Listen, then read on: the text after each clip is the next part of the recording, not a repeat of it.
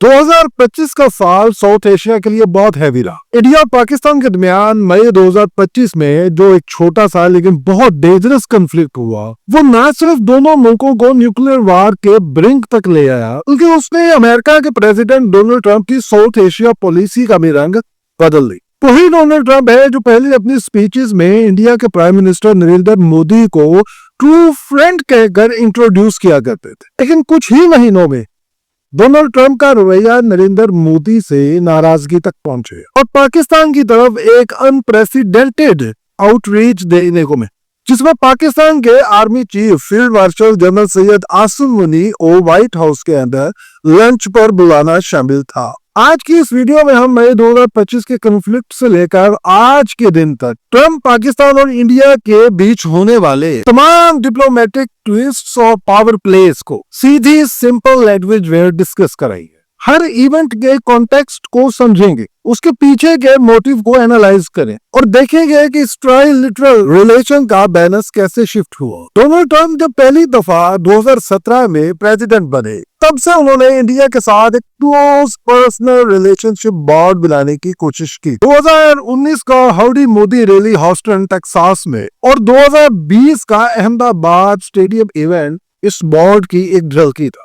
Trump openly Modi को great leader और true friend कहते थे और मोदी भी ट्रंप के लिए वैसे ही पॉजिटिव वर्ड्स यूज करते थे। ये फ्रेंडशिप सिर्फ रिहेरिटिक नहीं थी, बल्कि दोनों कंट्रीज के डिफेंस, इंडो पैसिफिक पॉलिसीज और काउंटर टेररिज्म में अलाइनमेंट का सिंबल था। जब ट्रंप जनवरी 2025 में सेकंड टर्म के लिए वापस आए, प्राइम मिनिस्टर नरेंद्र मोदी की एक्सपेक्टेशन थी अब ये फ्रेंडशिप और ज्यादा मजबूत हो। फरवरी 2025 में प्राइम मिनिस्टर नरेंद्र मोदी ने व्हाइट हाउस विजिट की। दोनों लीडर्स ने स्माइल्स एक्सचेंज और एक ज्वाइंट प्रेस कॉन्फ्रेंस में ट्रेड और सिक्योरिटी कोऑपरेशन की बात की। उस वक्त तक किसी को भी ये अंदाजा नहीं था कि अगले चंद माह में ये फ्रेंडशिप एक बहुत ड्रामेटिक टर्न लेगी। अप्रैल 22, 2025 को इंडियन एडमिनिस्ट्रेटेड कश्मीर में एक टेररिस्ट अटैक जिसमें 26 सिविलियंस मारे। इंडिया ने इस अटैक का ब्लेम पाकिस्तान बेस्ड एक टेररिस्ट ग्रुप पर डाला। मई 7 को इंडिया ने ऑपरेशन सिंदूर लॉन्च करके क्रॉस बॉर्डर अटैक्स की। सिर्फ पाकिस्तानी एडमिनिस्ट्रेटेड कश्मीर ही नहीं, बल्कि पाकिस्तान के अंदर भी militant camps, alleged militant camps target किए। पाकिस्तान ने फौरन जवाब दिया, अपने एयर स्ट्राइक्स के आर्टिलरी शेलिंग शुरू की और drones deploy.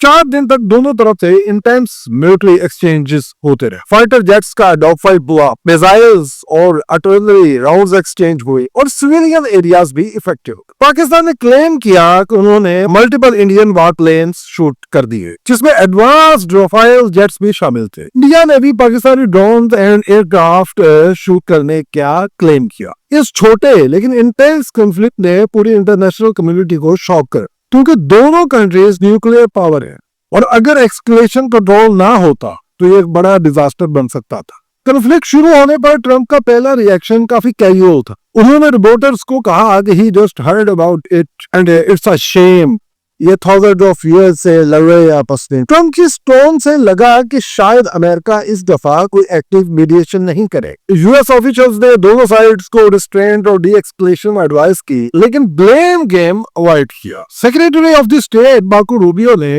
Indian and Pakistani foreign minister से कॉन्टेक्ट किया। फर्स्ट प्रेसिडेंट जेडी वेंस ने मिलिट्री चैनल्स एक्टिवेट करवाए, लेकिन पब्लिक स्टेटमेंट्स में न्यूट्रल लैंग्वेज यूज की। यूएसए ने कश्मीर अटैक कंडेम किया, लेकिन डायरेक्टली पाकिस्तान का नाम नहीं लिया, यानी ये एक कैलकुलेटेड न्यूट्रलिटी थी। जैसे जैसे कॉन्फ्लिक्ट एक्सक्लेट हुआ, वाशिंगटन का स्टैंड पैसिव से एक्टिव होता गया। मई 9 और 10 को यूएसए ने बिहाइंड द सीन्स एक शटर डिप्लोमेसी शुरू की। रूबियो और जेडी वेंस ने Indian national security adviser Ajit Doval से और पाकिस्तानी ऑफिशियल से राब्ते किए। रिपोर्ट्स के मुताबिक ट्रंप ने मोदी को वार्न किया कि अगर इंडिया मिलिट्री कैंपेन नहीं रोकता तो US India trade talks suspend हो गया। मई 10 को पाकिस्तानी और इंडियन डीजीएमओस के दरमियान एक हॉटलाइन टॉक थे, इसमें फुल सीज फायर एग्री। अब यहाँ से प्रेसिडेंट डोनाल्ड जे ट्रंप ने अपनी विक्ट्री क्लेम की। उन्होंने सोशल मीडिया पर पहले ही अनाउंस कर दी कि इंडिया और पाकिस्तान ने उनकी मीडिएशन की वजह से सीज फायर एग्री किया। ट्रंप ने अपने आप को पीस मेकर डिक्लेयर किया कि उन्होंने एक nuclear war, possible nuclear war prevent करवा। इंडिया ने फौरन ट्रंप के इस क्लेम को रिजेक्ट किया। पोस्ट के मुताबिक प्राइम मिनिस्टर नरेंद्र मोदी ने 17 जून को प्रेसिडेंट डोनाल्ड जे ट्रंप को कॉल पर कहा, पाकिस्तान एंड इंडिया के दरमियान cease fire Pakistan and India military talks के बाद हुआ, कोई थर्ड पार्टी मीडिएशन नहीं थी। इंडियन फॉरेन सेक्रेटरी ने पब्लिक स्टेटमेंट दी, इंडिया कभी मीडिएशन एक्सेप्ट नहीं करता, specially Kashmir issue.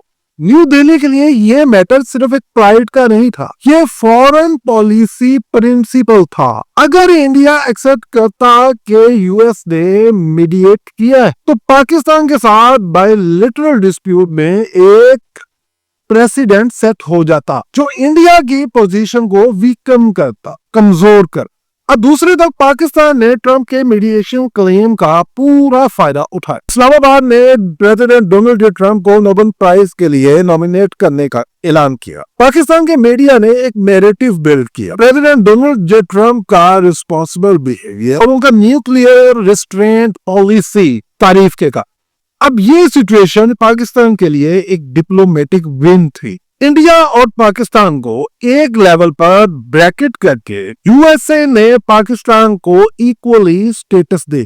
Cease fire के कुछ हफ्तों बाद जून 18, 2025 को प्रेसिडेंट ट्रंप ने एक अनप्रेसिडेंटेड स्टेप लिया। Pakistan army chief field marshal general Syed Asim Munir को व्हाइट हाउस पे लंच करना। ये हिस्ट्री में पहली दफा हुआ कि पाकिस्तान के चीफ ऑफ आर्मी स्टाफ को यूएस के प्रेसिडेंट ने सोलो ऑफिशियल कैपेसिटी ने होस्ट किया। प्रेसिडेंट ट्रंप ने जनरल आसिम मुनीर को पार्टनर इन पीस कहकर इंट्रोड्यूस किया और उनका शुक्रिया अदा किया कि उन्होंने वार एंड करने में उनकी हेल्प की। ट्रंप ने पब्लिकली कहा कि जनरल आसिम मुनीर ने उनको नोबेल प्राइज के लिए नॉमिनेट करने का कहा। ये मीटिंग न्यू दिल्ली के लिए निहायत अनकंफर्टेबल थी क्योंकि यूएसए ओपनली पाकिस्तान की मिलिट्री लीडरशिप को इम्पोर्टेंस दे रहा।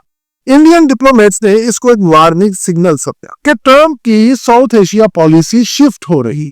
जून की डिप्लोमेटिक टेंशंस के बाद जुलाई 30, 2025 को प्रेसिडेंट ट्रंप ने 25% टैरिफ इंडिया इंपोर्ट्स पर लगा की। साथ ही पाकिस्तान के साथ एक टेंटेटिव डील अनाउंस की जिसमें टैरिफ 19% रखा गया। ट्रंप ने इंडियन इकोनॉमी को डेड, ट्रेड प्रैक्टिसेस को ऑब्नॉक्शियस था और अगस्त के स्टार्ट में प्रेसिडेंट ट्रंप ने टैरिफ को डबल करके 50% कर दिया, हाईएस्ट रेट किसी भी ट्रेडिंग पार्टनर के लिए। और रीजन दिया गया कि इंडिया रशियन ऑयल खरीद रहा है जबकि वेस्ट सैंक्शंस इंपोज कर रहा है।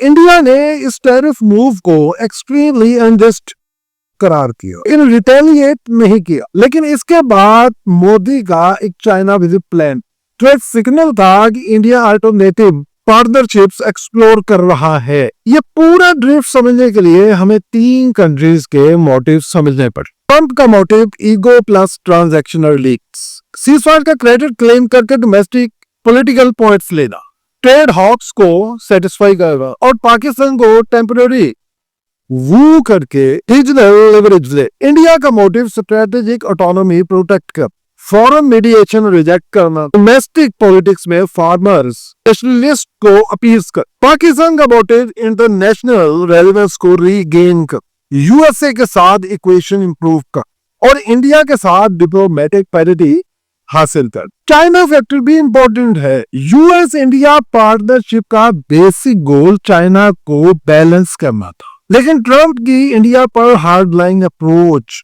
शायद इस पॉलिसी को अंडरमाइन करे। मई 2025 से अगस्त 2025 तक ट्रंप मोदी फ्रेंडशिप का नैरेटिव कंप्लीट यू टर्न ले चुका। वार्म हैंडशेक से लेकर हाई टैरिफ तक और मोदी इंडिया को साइडलाइन करके पाकिस्तान की मिलिट्री को स्पॉटलाइट देना, ये सब एक डिप्लोमेटिक चेस गेम का हिस्सा है। इस गेम में परसेप्शन और लेवलिंग इतने ही इंपॉर्टेंट है जितने इकोनॉमिक या मिलिट्री टूल्स। ट्रंप की अप्रोच शॉर्ट टर्म विन्स पर फोकस थी, मोदी का फोकस लॉन्ग टर्म ऑटोनॉमी पर और पाकिस्तान का अप्रोच हर क्राइसिस को एक डिप्लोमेटिक अपॉर्चुनिटी में तब्दील कर।